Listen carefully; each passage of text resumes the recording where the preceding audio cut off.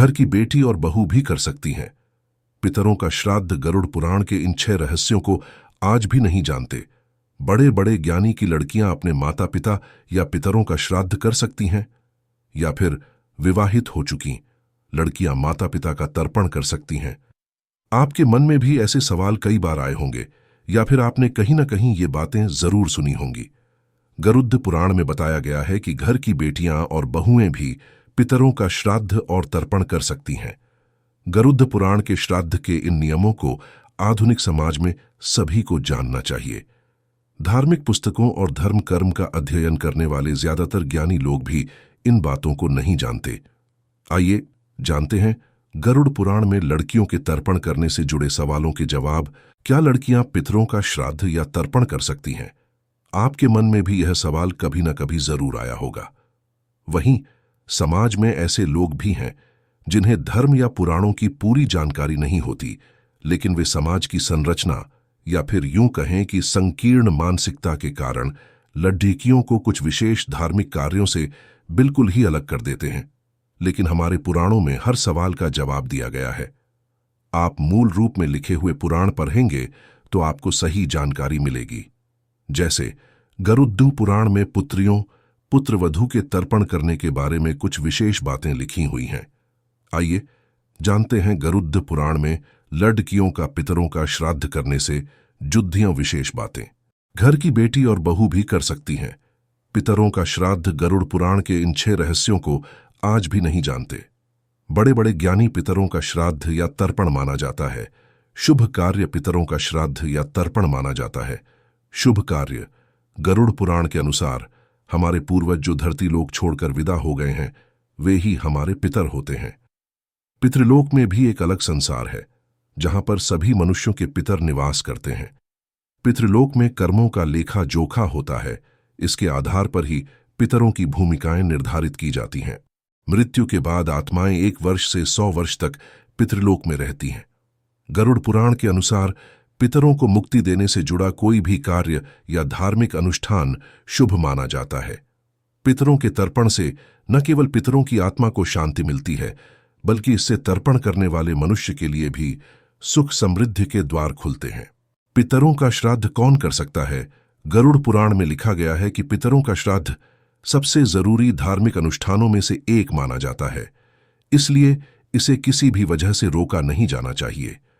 गरुड़ पुराण के अनुसार पितरों का श्राद्ध कुल की कोई भी संतान यानी पुत्र या पुत्री कर सकती है।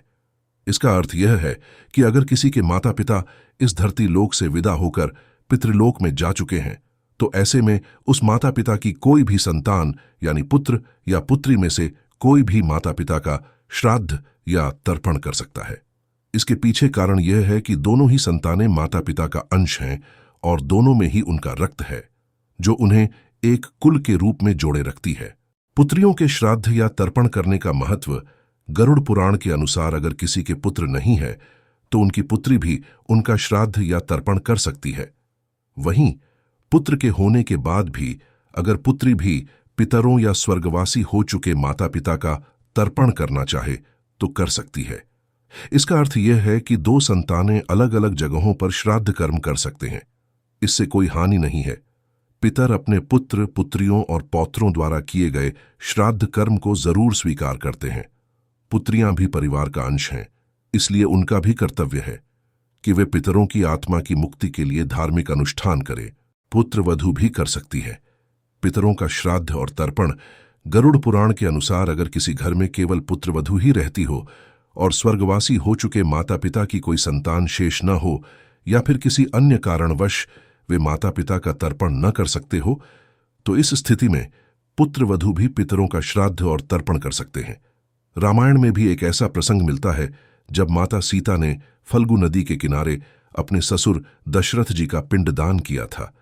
रामायण की कहानी के अनुसार सीता जी ने गाय, तुलसी, ब्राह्मण और कौवे को साक्षी मानकर पूरे विधि विधान के साथ राजा दशरथ का पिंडदान किया था। पुत्र न होने पर पुत्रियां कर सकती हैं। माता पिता का श्राद्ध तर्पण पुत्र न होने पर पुत्रियां कर सकती हैं। माता पिता का श्राद्ध तर्पण गरुड़हाच पुराण में इस बात का भी उल्लेख किया गया है कि अगर किसी के पुत्र नहीं है तो ऐसी स्थिति में पुत्रियां ही हर धार्मिक अनुष्ठान कर सकती हैं। पुत्रियां भी पुत्रों की तरह ही अपने माता पिता का अंश हैं और कुल से जुड़ी हुई हैं। ऐसे में पुत्रियां न केवल माता पिता के अंतिम संस्कार से जुड़े हर अनुष्ठान को कर सकती हैं, बल्कि पितृपक्ष में श्राद्ध और तर्पण भी कर सकती हैं। इससे माता पिता की आत्मा को शांति मिलती है और पुत्रियां भी माता पिता की तरफ अपना उत्तरदायित्व निभाती हैं। कई लोगों के मन में सवाल आता है कि क्या विवाहित हो चुकी पुत्री भी माता पिता, दादा दादी, नाना नानी या अन्य पितरों का तर्पण कर सकती हैं?